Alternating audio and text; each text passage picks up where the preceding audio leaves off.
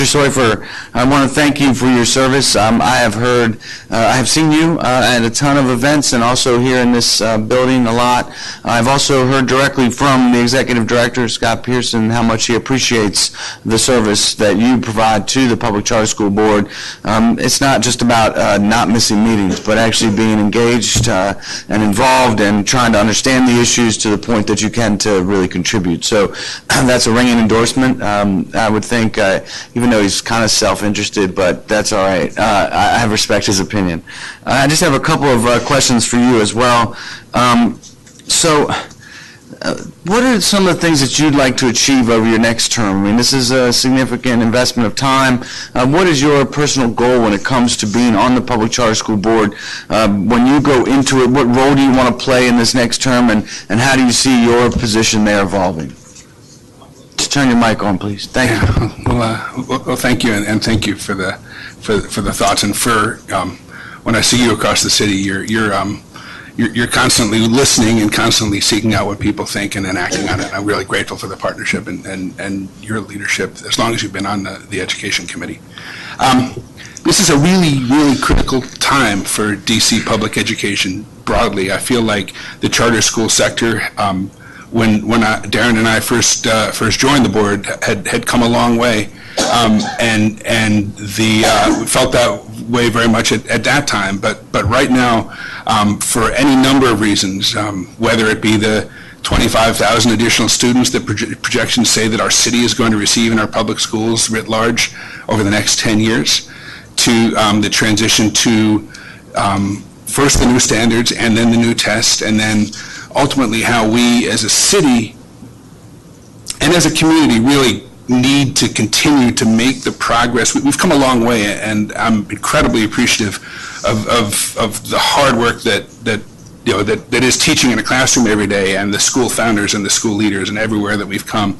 But we really do have a long way to go, particularly for those students who have been most underserved across our city at all ages, and the charter schools serve 3- and 4-year-olds and adult education and everything in between.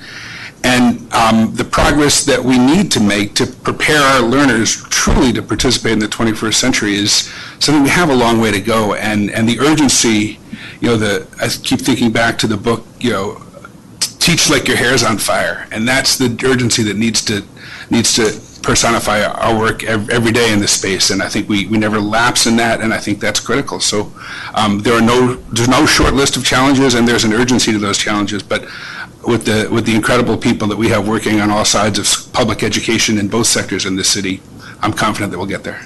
I hear what you're saying. I have a particular bent towards making sure that as we move forward, we can really figure out how to best work cross-sector between traditional and charter, and so I'm happy to hear you talk about it from that angle a little bit. How do we take the best experiences from all of our schools and lift them up and make them part of everyday learning for our students? And we can only hope that we'll have 25,000 more students in our school system, because that means we're doing something right here in the District of Columbia. When it starts going the other way, we're failing. So I appreciate that. A couple of more questions. You have been on the board now for, 7 years, and you've seen a lot of change over that time period. And what are some of the lessons learned around, we've had schools that were closed down for things like performance, but for also fiscal mismanagement. We're actually passing a fiscal transparency bill now through the council around this issue. Can you just reflect a little bit on what you see is the trend here? I have obviously my own observations, but I'd like to hear from somebody who's been engaged even longer than I. What are your thoughts on where the charter school whole kind of program is heading, and kind of how it's evolved over that time period regarding closing, opening, kind of restarting schools? They're not all just closed. Some of them, I was out at Democracy Prep, and I was really impressed with that school. And that was a school that was a previous charter school that didn't succeed. So can you just talk a little bit about your experience there? I'll give you some time to reflect on that. Sure, thank you. And it's certainly not an easy answer, and I don't expect to hit all of the important pillars to it. first of all, deeply supportive of your support and leadership for the financial transparency piece in front of the council. That, to me, is really the most critical remaining piece to a legal framework that has needed to evolve as the charter sector itself has evolved, and that's something that charter schools nationally, which really haven't had all that much to inform the District of Columbia, because we have had schools go through 15-year reviews before anybody else has. And as I've traveled around the country and gone to talk to different authorizers and different conferences to see what there is to learn from those, they generally don't have very much to teach us. They're asking you. Yeah, and, right. Me too. And they do come from around the country to come and talk to us, and that's a testament to the terrific staff and team that we have to work with the school leaders. So those are important pieces, and I think that in terms of financial transparency, with that piece in place, our board will be fully equipped to do what it needs to do with regard to that work. A couple of other things that I think have been very important is over the time that we've served, that Darren and I have served on the board together, the relationship with the special education community has gone from something that was confrontational and characterized by a prominent lawsuit to a real partnership, and in so many ways, whether it's using our building to hold conferences to talk about specific ways and strategies to meet the needs of special needs students, to the very rigorous screening the new charter applicants come with regards to special needs students. We still have a long way to go there too. I mean, we have 650 students on the autism spectrum in the district that we need to do a much better job serving, and we're making a lot of progress there as well. So those are a couple of pillars. The idea of well, first of all, we have a whole new accountability system in front of us, and a whole new, because accountability generally is a critical part of charter schooling, right? A charter is a contract, and both sides need to uphold their bargain.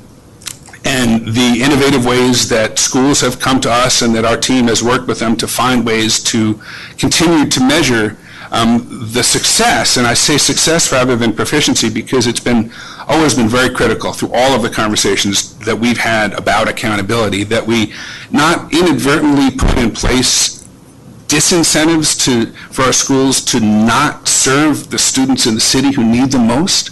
And if you go into our schools and talk to our school leaders and our educators, that's not going to come up. They're very much dedicated to serving the city in the ways that the city needs them to serve it. But it's very easy for a well-intentioned accountability system to have the wrong incentives in place. And if you start looking at just snapshot proficiency rates rather than longitudinal growth of individual students over time, you run a risk of getting it wrong. And I think that stuff is critical, and the attention to detail.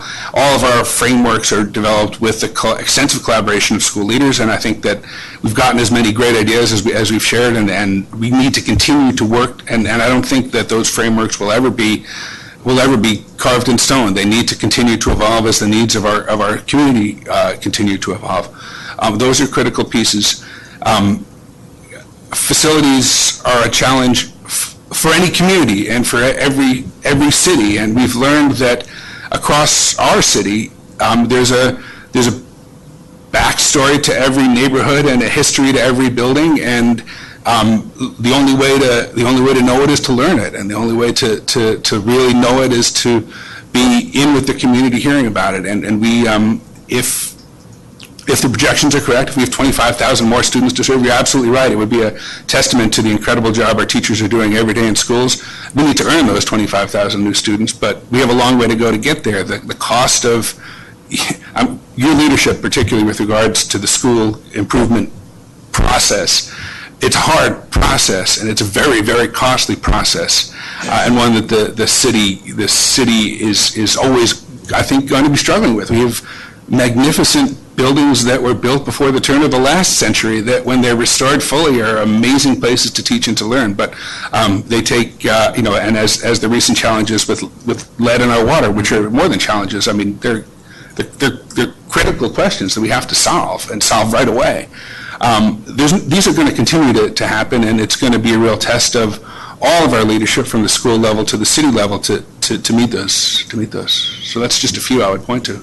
All right, I couldn't have said it better myself. I agree with you, and I think it is a challenge for sure on all three of those fronts. And, you know, we just introduced a new bill on facilities and how to plan better for our city.